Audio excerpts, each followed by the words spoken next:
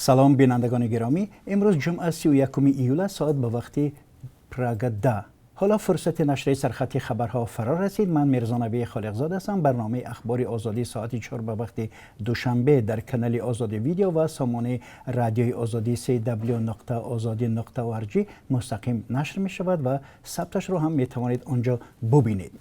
از همراهی شما سپاسگزار هستیم. امروز در تاجیکستان ساکنان عید قربان را تجلیل دارند.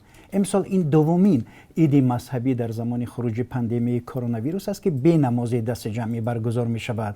ستاد جمهوریوی مقابله با بیماری کووید 19 در تاجیکستان برگزاری همه گونه معرکه در روز عید قربان از جمله عید گردک را رسما منع کرد.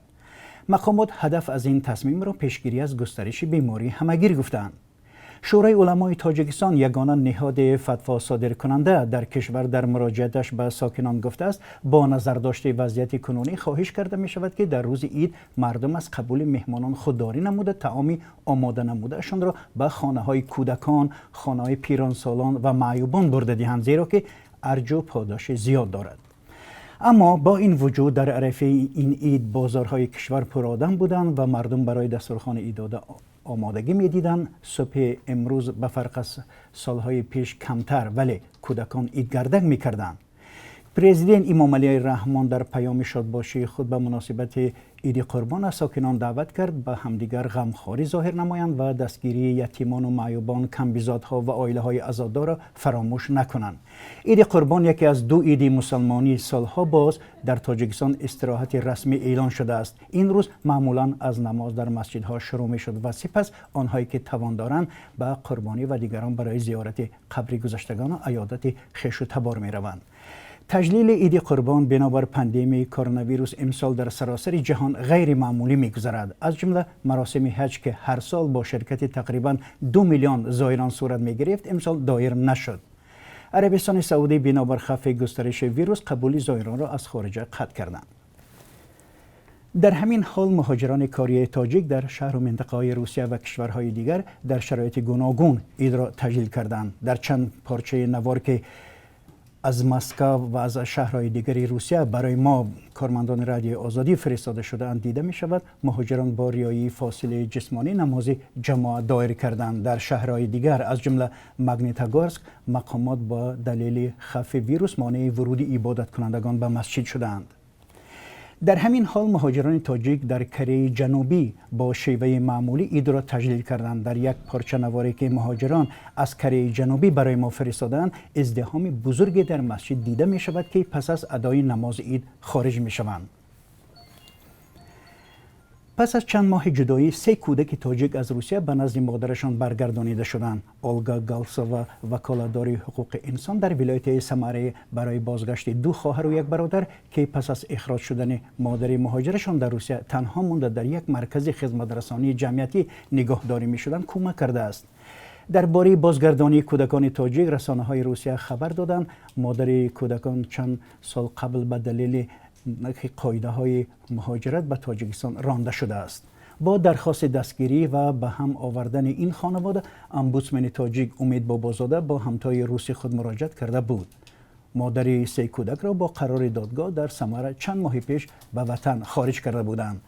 فرزندان او این همه مدت در مرکز خدمت رسانی های اجتماعی رویسنیک نگهداری می شدند. با دخالت نمایندگی تاجیکستان در اوفا کودکان به دوشنبه برگردانیده شدند.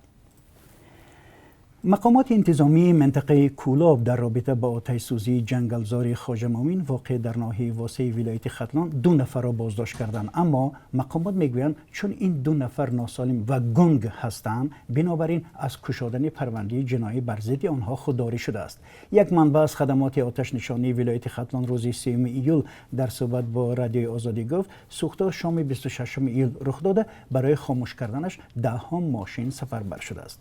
این منبع گفت 2 گکتار جنگلزار در این محل به کام آتش رفته است. در کوه نمک صدها هکتار زمین کشت و جنگل و درختزارها وجود دارد. برخی از حیوانات و پرنده هایی که در این منطقه به سر میبرند در کتاب سرخ تاجیکستان وارد کرده شدند. میراحمد دولتوف سردار اداره جنگل منطقه کولاب روز 30 ایول در نشست خبری در شرح حادثه گفت سوختار در جنگلزاری کوهنمک ساعت‌های 8 و 9 شب رخ داده. کارمندان آنها یک جایه با ساکنان دهی عبرت و کارمندان خدمات آتش نشانی ناحیه واسه به جای حادثه رفتند. به گفته دولت 15 نفر سوختار را تا صبح خاموش کردند. او افزود 2 نفر را در این حادثه دستگیر نمودند. آنها ناسالم بوده. یکی از آنها در حالت مستی قرار داشته است. این مسئول اداره خواجگی جنگل منطقه کولاب گفت حالا آنها ضرر سوختار را در جنگلزار حساب و کتاب دارند و دقیقاً گفته نمیتوانند که آتش سوزی چقدر ضرر به بار آورده است.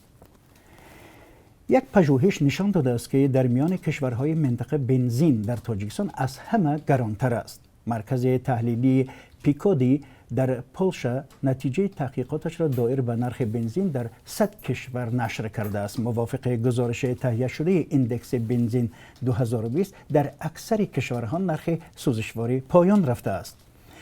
ارزش بنزین تنها در 4 کشور بالا رفته است. بلاروسیا 12%، تاجیکستان 4.5%، قزاقستان و روسیه 1% بالا رفته است. بین کشورهای منطقه آسیای مرکزی نرخ از همه پست برای 1 لیتر بنزین در قزاقستان 42 سنت و بلندترین در تاجیکستان 77 سنت به قید گرفته شده است.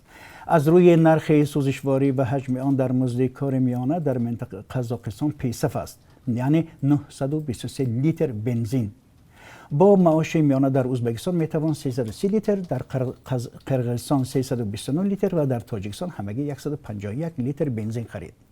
در این ریتینگ جهانی کشورهای خلیج فارس پیشروند. مثلا در عربستان سعودی، قطر و کویت با معاش میانه از 5112 تا 8210 لیتر بنزین خریدن امکان دارد.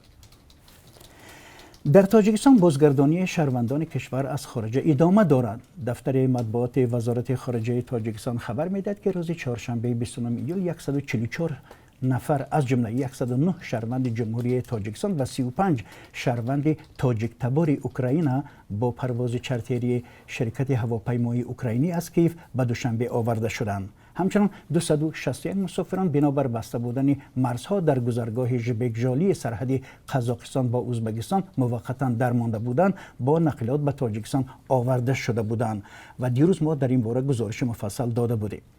در برنامه امروز درباره حال و هوای عید قربان در پس منظر خطر کرونا ویروس تجارت در بازارها در آستانه عید گزارش خواهم داد. منتظر باشید، این گزارش را با هم می‌بینیم. بینندگان ارجمند، ما هر لحظه خبر و حادثه‌های تاجیکستان و جهان را پیگیری می‌کنیم. در برنامه اخبار شما را با آخرین تحولات تاجیکستان و جهان آشنا می‌سازیم. تا کمتر از 3 ساعت دیگر ما را در پخش زنده در صفحه آزادی ویدیو در یوتیوب و صفحه رادیو آزادی در فیسبوک و ادنا کلاسیک همراهی کنید و شما تنها تکیه به این خبرها نباشید و برای ما هر کجا یک خبر مهم، یک حادثه مهم را می‌بینید خبردار کنید. از همکاری با شما شاد هستیم. خدا نگهبان شما.